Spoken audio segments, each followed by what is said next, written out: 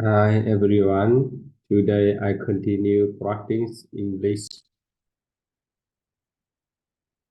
Hope everyone can help me correct my pronunciation. Lesson 5. Feelings. I experienced a roller coaster of emotions when my son was born. Many different emotions, one after another. During my wife's pregnancy, I was ridiculously excited about the prospect of becoming a dad. On the big day, I'm good in mail that everything would go smoothly and we would be blissfully happy. But there were complications during the delivery, and my wife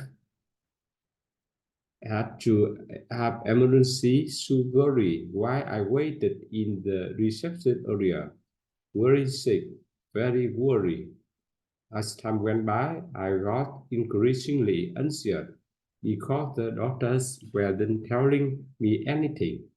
After 2 hours, I was sitting with anger, ready to explode with anger, and I shouted at one of the nurses. Then the security was came and escorted me out of the hospital. My wife was visibly disappointed. It was obvious that she was disappointed that I wasn't by her side when she woke up from surgery. She didn't say anything. She did not really want to show her feelings. She prefers to bottle up her emotions, keep her emotions hidden inside her. But I knew I had let her down, and I was terribly sorry that I had lost my temper, lost culture, and so anger. The months that followed were tough.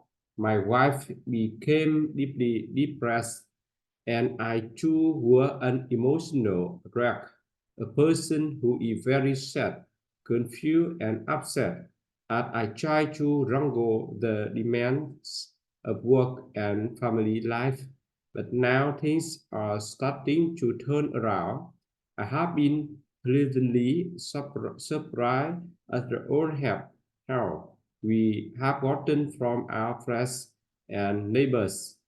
I'm thus immensely grateful that my wife and son are healthy, and sometimes I'm overwhelmed with emotion as I reflect on how lucky we are when emotion is so strong that it's difficult to think or speak.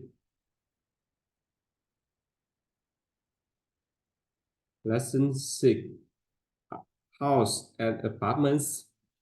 I recently spent a month on vacation, but instead of staying in a hotel, I looked for a short-term rental, a place to live that can be rented for a short period of time. I ended up sharing a two-bedroom apartment. That's an apartment with two bedrooms, a living room, and a kitchen with some friends. It was actually cheaper than renting a studio apartment, an apartment with only one big room owned by myself. The apartment was on the top floor of a five-story building.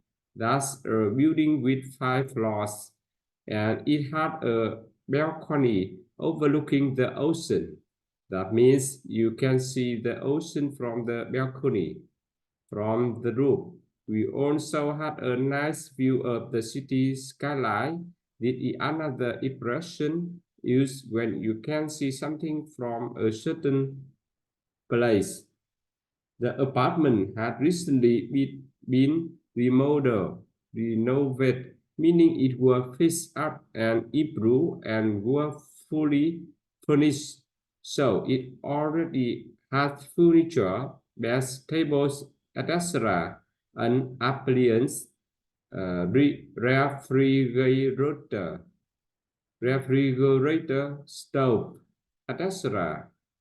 We loved the spacious living room. The room was big, but unfortunately, the bedroom were either cramped, small, and uncomfortable. It was nice to spend a month there, but by the end of the trip, I started to feel homesick. That's when you feel sad because you miss your life at home. I would really like to have a place of my own so that I'm not throwing away money on rent every month. But there's a real shortage of affordable housing, house apartments that are reasonably priced in my city. Even if I stay away from the upscale neighborhoods, areas where rich people live, I would still have to take out a mortgage, borrow money from the bank in order to buy a house, and it will take me more than 30 years to pay it off. But still, I'm gonna start saving up for a down payment, an initial payment on a big purchase. Someday, when I do move into a new place, I will be sure to throw a housewarming party, a party to celebrate living in a new house apartment. Thanks for listening. See you again.